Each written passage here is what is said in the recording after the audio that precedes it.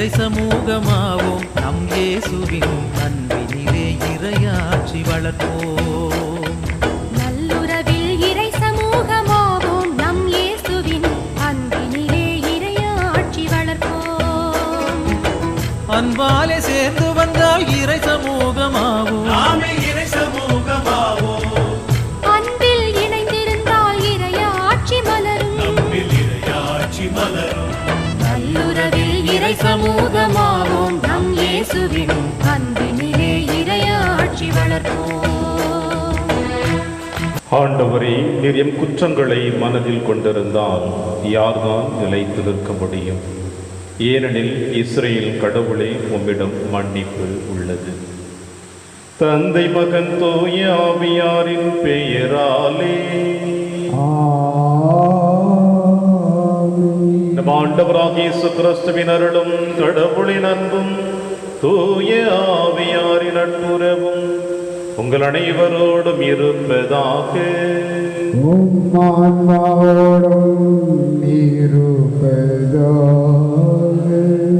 கிறிஸ்து இயேசுவில் பிரியமான அன்புமிக்க சகோதர சகோதரிகளே, ஆண்டின் பொது காலத்தின் 28வது வாரத்தில் நம்முடைய ஆன்மீக பயணம் இன்று ஆரம்பிக்கப்படுகின்றது.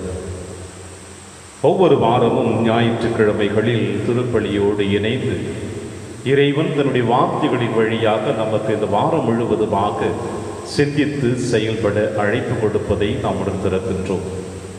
இன்றைய நாளிலே நம் ஆண்டவர் இயேசு கிறிஸ்து திருமண விருந்தின் உவமையை பற்றி நமக்கு வெளிப்படுத்தி விண்ணரசின் விருந்திற்கு நமக்கு அழைப்பு கொடுக்கிறார். அழைக்கப்பட்டவர்களோ பலர், தேர்ந்தெடுக்கப்பட்டவரோ சிலர். நீங்களும் நானும் அழைக்கப்பட்டவர்கள்தான். ஆனால் அழைக்கப்பட்டவர்கள் தேர்ந்தெடுக்கப்பட்டவர் சிலர் என்று இருக்காமல் என்றுமே இறைவனோடு இணையக்கூடிய அந்த வரத்திற்காக இந்த திருப்பலியிலே நாம் அனைவரும் பங்கெடுப்போம். திருப்பலி ஒப்பு கொடுக்க நாம் தகுதி பெறும் பொருட்டு நம்முடைய பாவங்களை ஏற்று மனம் வருந்துவோம். இறைவனின் மன்னிப்பை பெறுவோம். எல்லாமல்ல இறைவனிடமும் சகோதர சகோதரிகளே, உங்களிடமும் நான் பாவி என ஏற்றுக்கொள்கின்றேன். ஏனெனில் என் சிந்தனையாலும் சொல்லாலும் செயலாலும் கடமையில் தவறியதாலும் பாவங்கள் பல செய்தேன். என் பாவமே, என் பாவமே, என் பெரும் பாவமே. ஆகையால் எப்போதும் கன்னியான புனித மரியாவையும் வானதூதர் புனிதர் அனைவரையும், சகோதர சகோதரிகளே உங்களையும் நம் இறைவனாகிய ஆண்டவரிடம் எனக்காக வேண்டிக் கொள்ள மன்றாடுகின்றேன். இல்லாமல்ல இறைவன் நம் மீது இரக்கமைத்தன பாவங்களை மன்னித்து நம்மை நிலை வாழ்விற்கு அழைத்து செல்வாராக. ஆமென். ஆண்டவரே இரக்கமாயிரும். ஆண்டவரே இரக்கமாயிரும். கிறிஸ்துவே இரக்கமாயிரும். கிறிஸ்துவே இரக்கமாயிரும். ஆண்டவரே இரக்கமாயிரும். ஆண்டவரே இரக்கமாயிரும். உன்னதங்களிலே கடவுளுக்கு மாட்சி உண்டாகுக. உலகினிலே நன்மனதோர்க்கு அமைதியாகுக. உம்மை புகழ்கின்றோம், உம்மை வாழ்த்துகின்றோம், உம்மை ஆராதிக்கின்றோம், உம்மை மாட்சிப்படுத்துகின்றோம். உமது மேலான ஆட்சியின் பொருட்டு உமக்கு நன்றி கூறுகின்றோம். ஆண்டவராகிய இறைவா, வானுலக அரசரே, எல்லாம் வல்ல தந்தையாகிய இறைவா, ஒரே மகனாய் உதித்த ஆண்டவரே இயேசு கிறிஸ்துவே, ஆண்டவராகிய இறைவா, இறைவனின் செம்மறியே, தந்தையின் திருமகனே, உலகின் பாவங்களை போக்குபவரே, எங்கள் மேல் இரக்கமாயிரும்.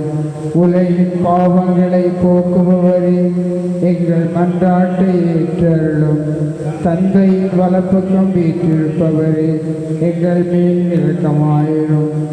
ஏனெனில் இயேசு கிறிஸ்துவே, நீர் ஒருவரே தூயவர், நீர் ஒருவரே ஆண்டவர், நீர் ஒருவரே உன்னதர். தூய ஆவியாரோடு தந்தையாகிய இறைவனின் ஆட்சியில் இருப்பவர் நீரே. ஆமென். மன்றாடுவோமாக. ஆண்டவரே, உமதருள் என்றும் எங்கள் முன் செல்லவும் எங்களை தொடர்ந்து வரவும் உம்மை வேண்டுகின்றோம். அதனால் நாங்கள் நற்செயல் புரிவதில் என்றும் கருத்தாயிருக்க செய்வீராக. உம்மோடும் தூயாவியாரின் ஒன்றைப்பில் இறைவனாய் என்றென்றும் வாழ்ந்து ஆட்சி செய்கிற எங்கள் ஆண்டவர் இயேசு கிறிஸ்து வழியாக உம்மை மன்றாடுகின்றோம்.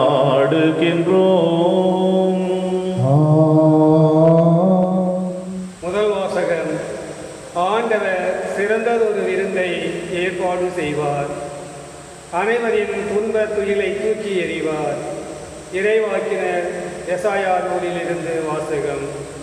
அதிகாரம் 25, இறைவசனங்கள் 6-10. படைகளின் ஆண்டவர் இந்த மலையில் மக்கள் இனங்கள் அனைவருக்கும் சிறந்ததொரு விருந்தை ஏற்பாடு செய்வார்.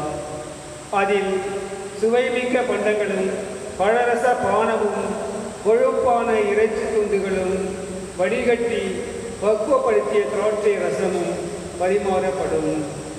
மக்கள் இனங்கள் அனைவரின் முகத்தை மூடியுள்ள முக்காட்டை இந்த மலையில் அவர் அகற்றிவிடுவார். பிற இனத்தார் அனைவரின் துன்பத் துயிலை தூக்கி எறிவார். என்றுமே இல்லாதவாறு சாவை ஒழித்து விடுவார். என் தலைவராகிய ஆண்டவர் எல்லா முகங்களில் இருந்தும் கண்ணீரை துடைத்து விடுவார். தம் மக்களுக்கு ஏற்பட்ட நிந்தையை இம்மண்ணுலையில் அகற்றி விடுவார். ஏனெனில் ஆண்டவரே இதை உரைத்தார். அந்நாளில் அவர்கள் சொல்வார்கள், இவரே நம் கடவுள், இவருக்கென்றே நாம் காத்திருந்தோம், இவர் நம்மை விடுவிப்பார், இவரே ஆண்டவர், இவருக்காகவே நாம் காத்திருந்தோம், இவர் தரும் மீட்பில் நாம் மகிழ்ந்து அக்களிப்போம். ஆண்டவரின் ஆற்றல் இம்மலையில் தங்கியிருக்கும். இது ஆண்டவர் வழங்கும் அருள்வாக்கு. இறைவனுக்கு நன்றி. பதிலுரை பாடல். பல்லவி. நான் ஆண்டவரின் இல்லத்தில் நெடுநாள் வாழ்ந்திருப்பேன். நான் ஆண்டவரின் இல்லத்தில் நெடுநாள் வாழ்ந்திருப்பேன்.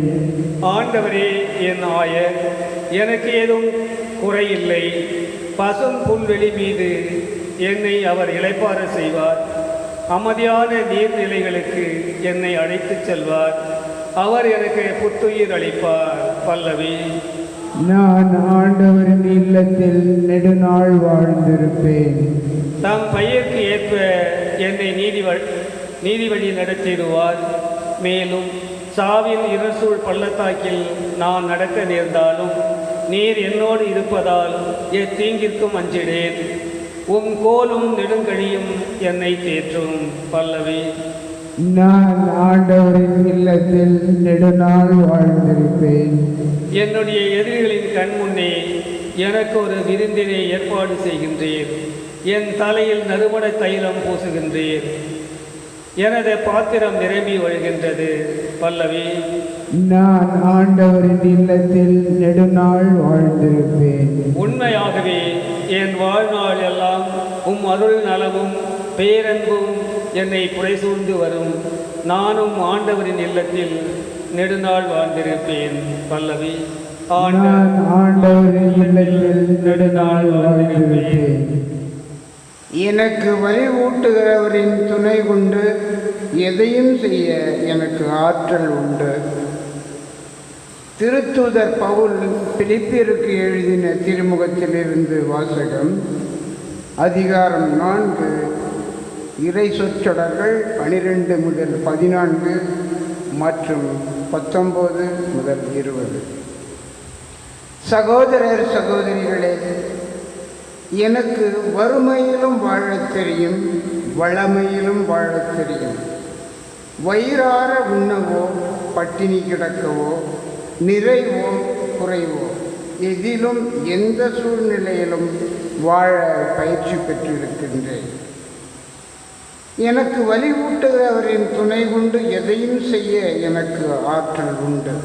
ஆயினும் நான் பட்ட துன்பத்தில் நீங்கள் பங்கு கொண்டது உங்கள் நன்மனத்தை காட்டுகிறது. என் கடவுள் கிறிஸ்து இயேசுவின் வழியாய் தம் ஒப்பற்ற செல்வத்தை கொண்டு உங்கள் தேவைகள் அனைத்தையும் நிறைவு செய்வார். நம் தந்தையாகிய கடவுளுக்கு என்றென்றும் மாட்சி உரித்தாகுக. ஆமென். இது ஆண்டவர் வழங்கும் அருள்வாக்கு. இறைவனுக்கு நன்றி. அல்லேலூ அல்லேலூ அல்லேலூ அல்லேலூயா அல்லேலூ அல்லேலூ அல்லேலூயா. கடவுளுடைய அழைப்பு உங்களுக்கு எத்தகைய எதிர்நோக்கை தந்துள்ளது என்று நீங்கள் அறியுமாறு உங்கள் அகக்கண்கள் ஒளியூட்ட பெற்றனவாக. அல்லேலூயா அல்லேலூயா அல்லேலூயா அல்லேலூயா அல்லேலூயா. ஆண்டவர் உங்களோடு இருப்பாராக. உம் ஆன்மாவோடும் இருப்பாராக. தூயமற்ற எழுதிய பரிசுத்த நற்செய்தியிலிருந்து வாசகம். ஆண்டவரே மாற்றி உமக்கே. இயேசு மீண்டும் தலைமை குருக்களையும் மக்களின் மூப்பர்களையும் பார்த்து உவமைகள் வாயிலாக பேசியது. விண்ணரசை பின்வரும் நிகழ்ச்சிக்கு ஒப்பிடலாம். அரசர் ஒருவர் தம் மகனுக்கு திருமணம் நடத்தினார். திருமணத்திற்கு அழைப்பு பெற்றவர்களை கூட்டிக் கொண்டு வருமாறு அவர் தம் பணியாளர்களை அனுப்பினார். அவர்களோ வர விரும்பவில்லை. மீண்டும் அவர் வேறு பணியாளர்களிடம், நான் விருந்து ஏற்பாடு செய்திருக்கிறேன், காளைகளையும் கொழுத்த கன்றுகளையும் அடித்து சமையல் எல்லாம் தயாராய் உள்ளது, திருமணத்திற்கு வாருங்கள் என அழைப்பு பெற்றவர்களுக்கு கூறுங்கள் என்று சொல்லி அனுப்பினார். அழைப்பு பெற்றவர்களோ அதை பொருட்படுத்தவில்லை. ஒருவர் தம் வயலுக்கு சென்றார், வேறு ஒருவர் தம் கடைக்கு சென்றார். மற்றவர்களோ அவருடைய பணியாளர்களை பிடித்து இழிவுபடுத்தி கொலை செய்தார்கள். அப்பொழுது அரசர் சினமுற்று தம் படையை அனுப்பி அக்கொலையாளிகளை கொன்றொழித்தார். அவர்களுடைய நகரத்தையும் தீக்கிரையாக்கினார். பின்னர் தம் பணியாளர்களிடம், திருமண விருந்து ஏற்பாடாகி உள்ளது, அழைக்க பெற்றவர்களோ தகுதியற்று போனார்கள். எனவே நீங்கள் போய் சாலையோரங்களிலும் காணும் எல்லோரையும் திருமண விருந்திற்கு அழைத்து வாருங்கள் என்றார். அந்த பணியாளர்கள் வெளியே சென்று வழியில் கண்ட நல்லோர் தீயோர் யாவரையும் கூட்டி வந்தனர். திருமண மண்டபம் விருந்தினரால் நிரம்பியது. அரசர் விருந்தினரை பார்க்க வந்த பொழுது அங்கே திருமண ஆடை அணியாத ஒருவனை கண்டார். அரசர் அவனை பார்த்து, தோழா, திருமண ஆடையின்றி எவ்வாறு உள்ளே வந்தாய் என்று கேட்டார். அவனோ வாயடைத்து நின்றான். அப்பொழுது அரசர் தம் பணியாளர்களிடம், அவனுடைய காலையும் கையும் கட்டி புறம்பே உள்ள இருளில் தள்ளுங்கள், அங்கே அழுகையும் அங்கலாய்ப்பும் இருக்கும் என்றார். இவ்வாறு அழைப்பு பெற்றவர்கள் பலர், ஆனால் தேர்ந்தெடுக்கப்பட்டவர்களோ சிலர். இது ஆண்டவர் வழங்கும் அருள்வாக்கு. கிறிஸ்துவே உமக்கு புகழ்.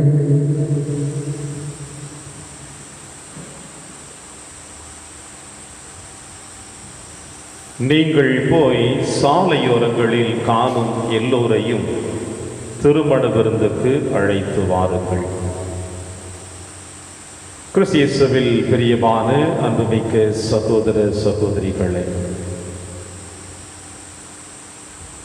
இந்த உலகத்தின் எந்த ஒரு மூலை முடுக்குகளாக இருந்தாலும், எந்த ஒரு சமயத்தை சார்ந்தவர்களாக இருந்தாலும், மனித இனம் இருக்கின்ற எல்லா இடங்களிலும் விழா என்று ஒன்று இருந்து கொண்டுதான் இருக்கிறது.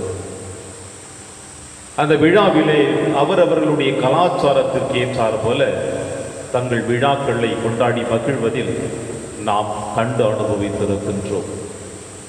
நம்முடைய கலாச்சார முறைப்படி கூட நாமும் பலவிதமான விழாக்களை கொண்டாடி மகிழ்கின்றோம்.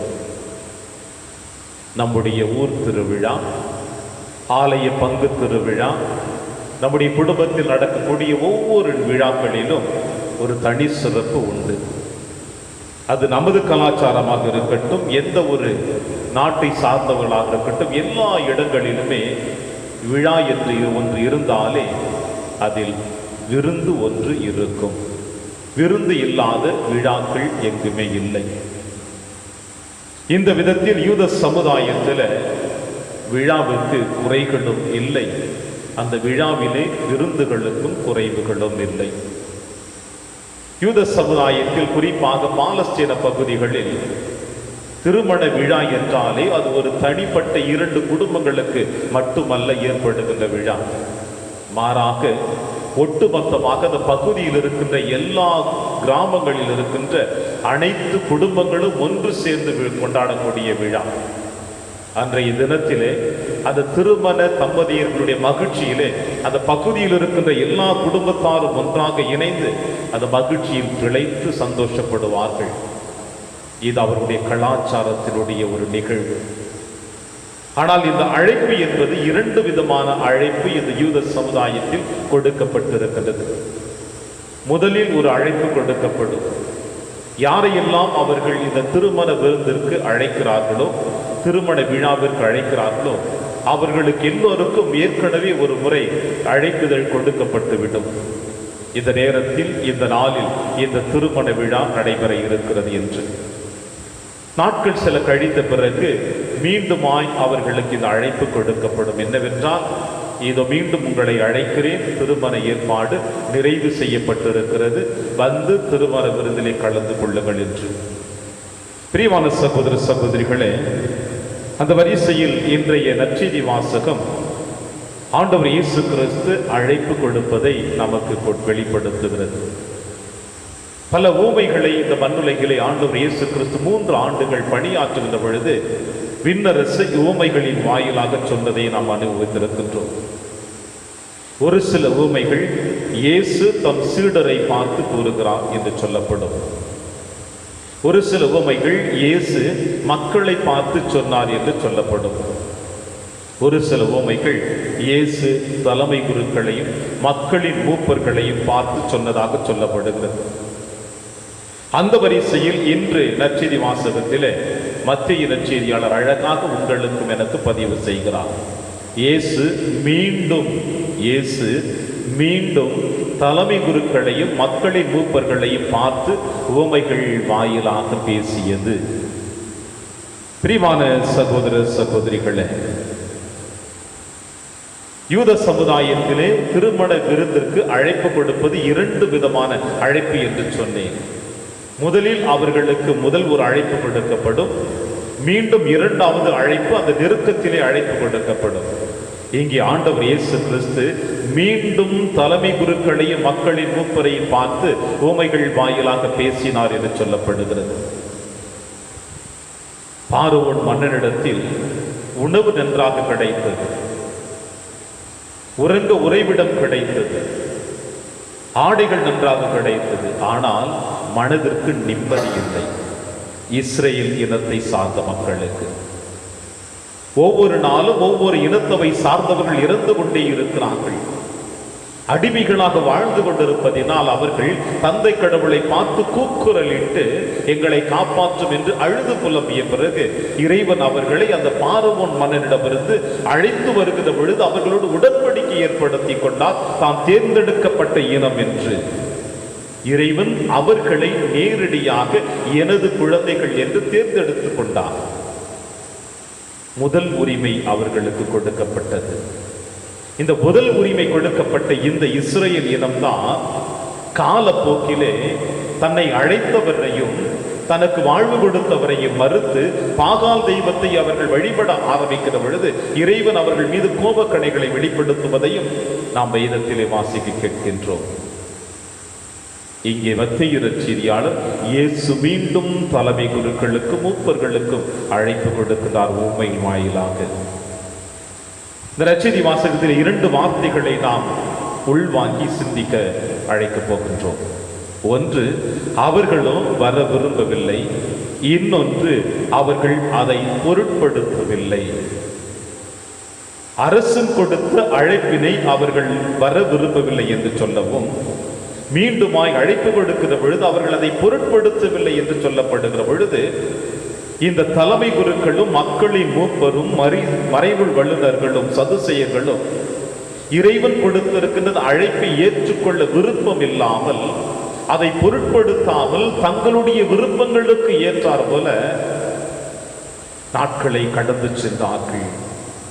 எனவேதான் தங்கள் விருப்பத்திற்கு ஏற்றார்கள் அவர்கள் சென்றார்கள் என்றால் அதை பொருட்படுத்தவில்லை என்றால் அதற்கு அடிப்படை காரணம் என்னவென்று நாம் பார்த்தோம் என்றால் அவர்கள் மக்கள் மீது திணித்து வைத்த சட்டங்கள். சீனாய் மலையிலே தந்தை கடவுள் அவர்களுக்கு 10 கற்பனைகளை மட்டும்தான் கொடுத்தார். இதை மட்டும் நீங்கள் கடைபிடித்து வாழ்ந்தால் போதும் என்று.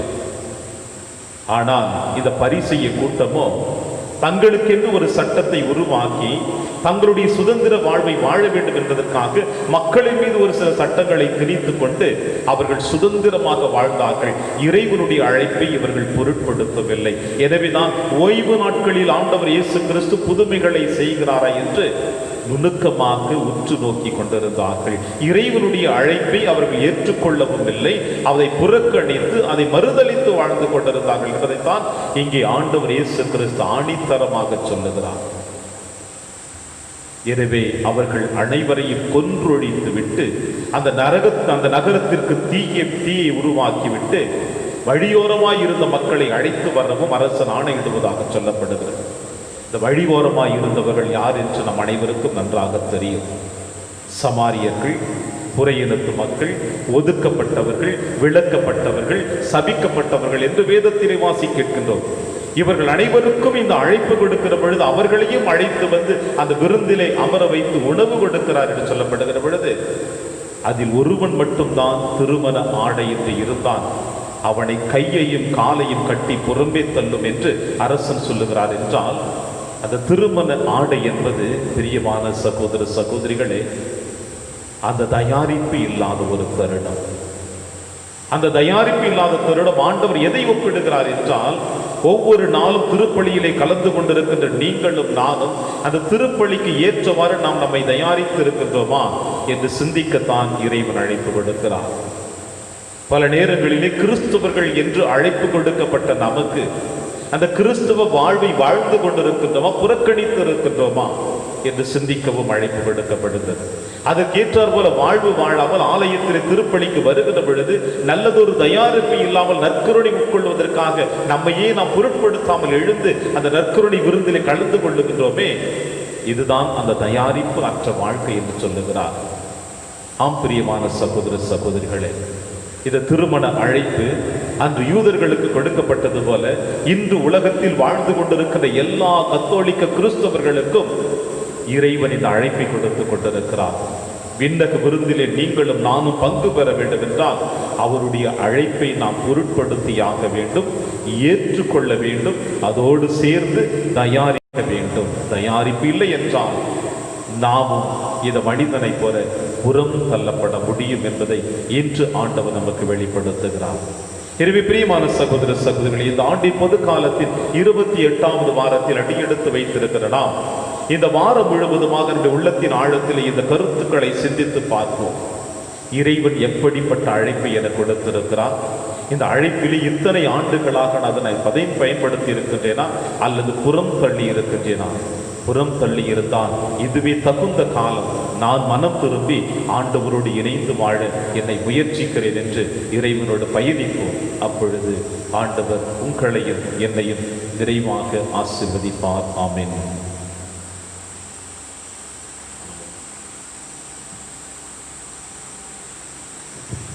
ஒரே கடவுளை நம்புகின்றேன். விண்ணகமும் மன்னகமும் காண்பவை காணாதவை யாவும் படைத்த எல்லாம் வல்ல தந்தை அவரே, கடவுளின் ஒரே மகனாய் உதித்த ஒரே ஆண்டவர் இயேசு கிறிஸ்துவை நம்புகின்றேன். இவர் காலங்களுக்கெல்லாம் முன்பே தந்தையிடமிருந்து பிறந்தார். கடவுளினின்று கடவுளாக, ஒளியினின்று ஒளியாக, உண்மை கடவுளினின்று உண்மை கடவுளாக உதித்தவர். இவர் உதித்தவர், உண்டாக்கப்பட்டவர் அல்ல, தந்தையோடு ஒரே பொருளானவர். இவர் வழியாகவே யாவும் படைக்கப்பட்டன. மனிதர் நமக்காகவும் நம் மீட்புக்காகவும் விண்ணகமிருந்து இறங்கினார். தூய ஆவியால் கன்னி மரியாவிடம் உடல் எடுத்து மனிதரானார். மேலும் நமக்காக பிந்திய பிளாத்தின் அதிகாரத்தில் சிலுவையில் அறையப்பட்டு பாடுபட்டு இறந்து அடக்கம் செய்யப்பட்டார். மறைநூல்களின்படி மூன்றாம் நாள் உயிர்த்தெழுந்தார். விண்ணகத்துக்கு எழுந்தருளி எல்லாம் வல்ல தந்தையின் வலப்பக்கம் வீற்றிருக்கின்றார். வாழ்வோரையும் இறந்தோரையும் தீர்ப்பிட மாட்சியுடன் மீண்டும் வர இருக்கின்றார்.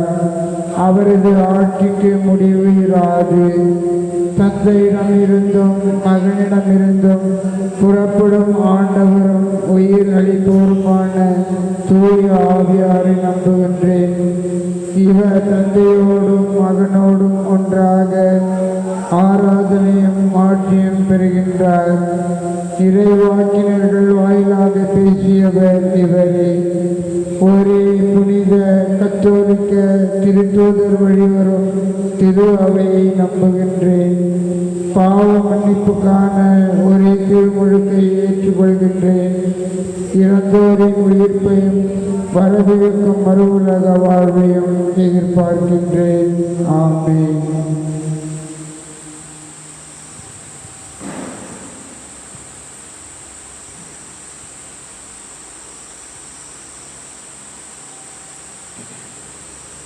ஆண்டவரை அனைத்துள் இறைவானில் வாழ்த்த பெறுவீராக. ஏனெனில் வல்லமையிலிருந்து நாங்கள் இந்த அப்பத்தை பெற்றுள்ளோம். நிலத்தின் விளைவு மனித உழைப்பின் பயணமான அப்பத்தை வகுப்பு கொடுக்கின்றோம். இது எங்களுக்கு வாழ்வழிக்கும் அப்பமாக மாறும். இறைவன் என்றென்றும் வாழ்த்து பெறுவாராக.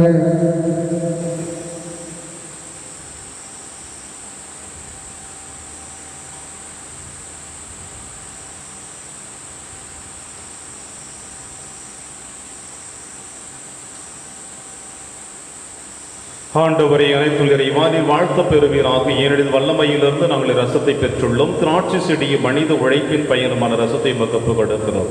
இது எங்கள் ஆன்மீக பானமாக மாறும். இறைவன் என்றென்றும் வாழ்த்த பெறுவாராக.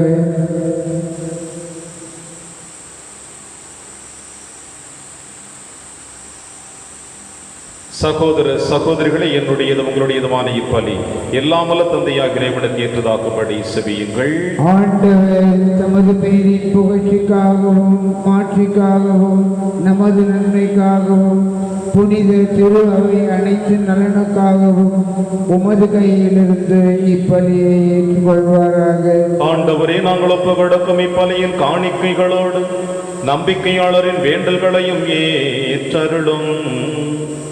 இவ்வாறு இறைப்பத்தோடு நாங்கள் ஆற்றும் இப்பணியின் விண்ணகமாட்சிக்கு கடந்து செல்வோமாக.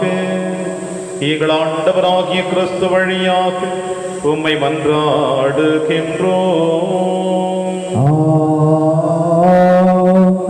ஆண்டவர்களோடு இருப்பாராக. இதயங்களை மேலே எழுப்புங்கள். ஆண்டவருக்கு நன்றி கூறுவோம். அது தகுதியும் நீதியுமானது. ஆண்டவரை தூயவரான தந்தையை என்றும் உள்ள இல்லாமல்ல இறைவா, எங்கள் ஆண்டவராகிய கிறிஸ்து வழியாக என்னாலும் இவ்விடத்திலும் நாங்கள் உமக்கு நன்றி செலுத்துவது மெய்யாகவே தகுதியும் நீதியுமாகும், எங்கள் கடமையும் மீட்புக்குரிய செயலுமாகும். ஏனெனில் கிறிஸ்து பிறந்து முன்னைய பாவ நிலையிலிருந்து மனிதரை புதுப்பித்தார். பாடுபட்டு எங்கள் பாவங்களை அழித்தார். இறந்தோரிடமிருந்து உயிர்த்தெழுந்த நிலை வாழ்வுக்கு வழிவகுத்தார். தந்தையே, அவர் உம்மிடம் முன்னேறி வந்து விண்ணகத்தின் கதவுகளை திறந்து வைத்தார். ஆகவே வானக தூதர் அணிகளோடும் புனிதரின் பெருந்திரளோடும் நாங்களும் சேர்ந்து உமக்கு புகழ்ச்சி பண்ணி செய்து முடிவின்றி சொல்லுவதாவது: தூயவர் தூயவர் தூயவர், வான்படைகளின் கடவுளாம் ஆண்டவர், விண்ணகமும் மன்னகமும் உமது மாட்சியால் நிறைந்துள்ளன. உன்னதங்களிலே ஓசன்னா. ஆண்டவர் பெயரால் வருகிறவர் ஆசி பெற்றவர். உன்னதங்களிலே ஓசன்னா. ஆண்டவரே, நீர் மெய்யாகவே தூயவர், தூய்மை அனைத்திற்கு முற்றாகவே உடைய ஆவியை பொழிந்து இக்காணிக்கைகளை தூய்மைப்படுத்த உம்மை வேண்டுகிறோம்.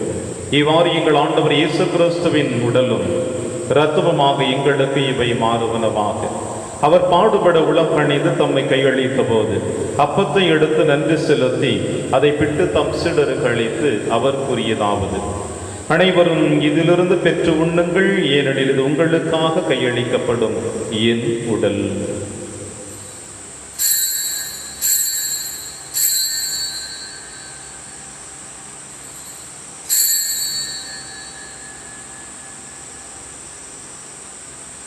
அவன் நம்மை இரவு விருந்தை அருந்திய பின் கிண்ணத்தையும் எடுத்து மீண்டவருக்கு நன்றி கூறி தம் சீடர்களுக்கு அளித்து அவர் கூறியதாவது: அனைவரும் இதிலிருந்து பெற்று பருகுங்கள், ஏனெனில் இது புதிய நிலையான உடன்படிக்கைக்குரிய என் இரத்தத்தின் கிண்ணம்.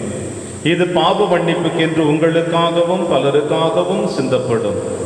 இதை என் நினைவாக செய்யுங்கள்.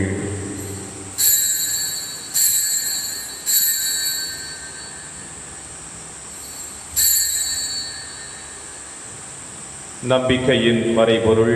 ஆண்டவரே, நீர் வருமளவும் உமது இறப்பினை அறிக்கையிடுகின்றோம், உமது உயிர்ப்பினையும் எடுத்துரைக்கின்றோம். ஆகவே ஆண்டவரே, நாங்கள் கிறிஸ்துவின் இறப்பினையும் உயிர்ப்பினையும் நினைவு கூர்ந்து வாழ்வு தரும் அப்பத்தையும் மீட்பளிக்கும் கிண்ணத்தையும் உமக்கு ஒப்புக் கொடுக்கின்றோம். உம் திருமண் என்று உமக்கு ஊழியை புரிய தகுந்தவர்களிடம் எங்களை ஏற்றுக்கொண்டீர். எனவே உமக்கு நன்றி செலுத்துகின்றோம். மேலும் கிறிஸ்துவின் உடலிலும் இரத்தத்திலும் பங்கு கொள்ளும் எங்களை தூய ஆவியார் உண்டு சேர்க்க வேண்டும் என உம்மை தாழ்மையுடன் மன்றாடுகின்றோம். ஆண்டவரே, உலகெங்கு பரவி இருக்கும் திரு அவை நினைவு கூர்ந்தருளும். எங்கள் திருத்தந்தை பிரான்சிஸ், எங்கள் ஆயர் ஆண்டனி சுவாமி, எல்லா திருநிலையில் ஆகியவரோடும் திரு அவை அன்பில் நிறைவு பெற செய்தருளும். மேலும் உயிர்த்தெழும் எதிர்நோக்குடன் துயில் கொள்ளும் எங்கள் சகோதர சகோதரிகளையும் இறந்தோர் அனைவரையும் இரக்கத்துடன் நினைவு கூர்ந்தும் திருமுக ஒளியில் ஏற்றருளும். எங்கள் அனைவர் மீதும் இரக்கமாயிரும். கடவுளின் கன்னித்தாயான புனித மரியா, அவருடைய கணவரான புனித யோசேப்பு, புனித திருத்தூதர்கள், இவ்வுலகிலும் அகோதவராயிருந்தாகிய புனிதர் அனைவருடனும் நாங்கள் நிலைவாழ்வில் பங்கு கொள்ளும் தகுதி பெற்று உம் திருமகன் இயேசு கிறிஸ்து வழியாக உம்மை புகழ்ந்தேத்தும் வரம்பொருள உம்மை மன்றாடுகின்றோம். இவர் வழியாக இவரோடு இவரில் எல்லாம் வல்ல இறைவனாகிய தந்தையே, தூய ஆவியாரின் ஒன்றைப்பில் எல்லா புகழும் ஆட்சியும் என்றென்றும் உமக்கு உரியதே. ஆமென், ஆமென், ஆமென்.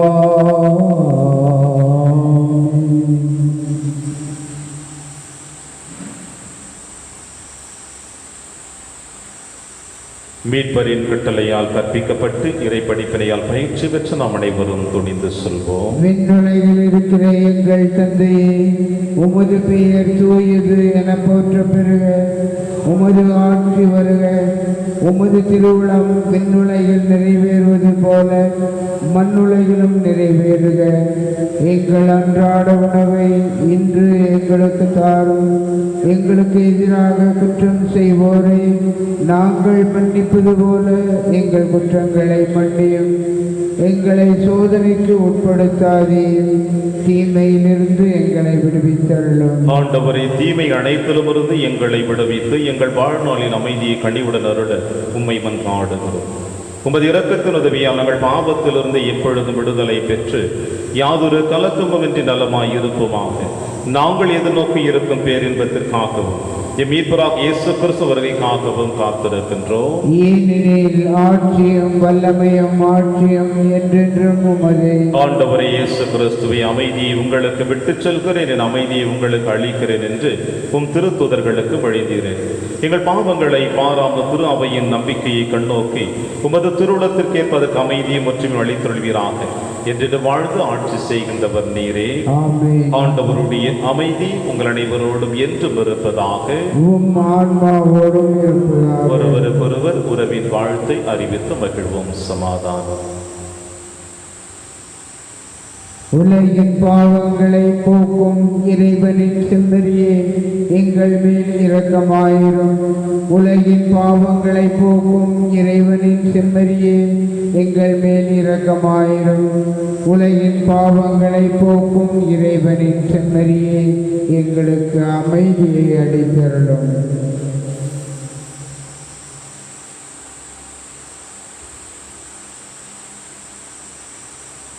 இதோ இறைவனின் செம்மறி, இவரை நம் அனைவரின் பாவங்களையும் போக்குகின்றவர். செம்மறியின் விருந்திற்கு அழைக்க பெற்ற நம் அனைவரும் பேறு பெற்றோர். ஆண்டவரே, நீர் என் இல்லத்தில் எழுந்தருள நான் தகுதியற்றவன். ஆனால் ஒரு வார்த்தை மட்டும் சொல்லியருளும், எனது ஆன்மா நலம் அடையும். கிறிஸ்துவின் திருவுடலும் திரு ரத்தமை காத்து நமக்கு நிலையான வாழ்வளிப்பதாக. ஆமாம்.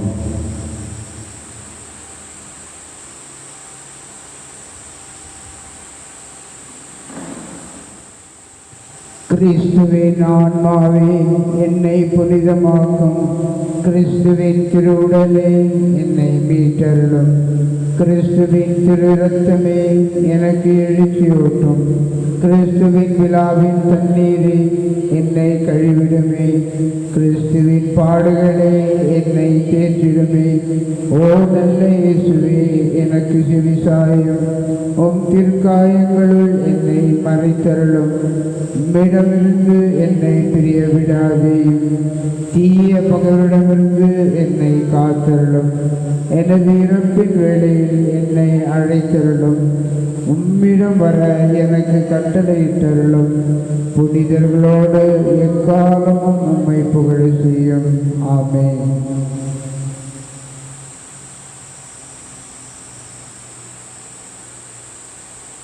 ஆண்டவர் தோன்றும் பொழுது நாமும் அவரை போல் இருப்போம், ஏனெனில் அவர் இருப்பது போல் நாம் அவரை காண்போம். நன்றி கூறி மன்றாடுவோமாக. ஆண்டவரே, மாண்புக்குரிய உம்மை பணிவுடன் வேண்டுகின்றோம். அதனால் புனிதமிக்க விடலாலும் இரத்தத்தாலும் எங்களுக்கு உணவளிப்பது போல எங்களை அவரது இறையன்பிலும் பங்கு பெற செய்வீராக. எங்கள் ஆண்டவராகிய கிறிஸ்து வழியாக உம்மை மன்றாடுகின்றோம்.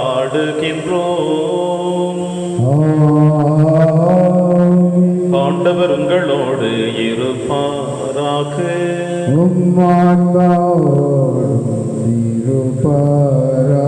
எல்லாம் வல்ல இறைவன் தந்தை, மகன், தூயாவியார் உங்கள் அனைவரையும் நிறைவாக ஆசீர்வதிப்பாராக. சென்று வாழுங்கள், திருப்பலி நிறைவேறிற்று.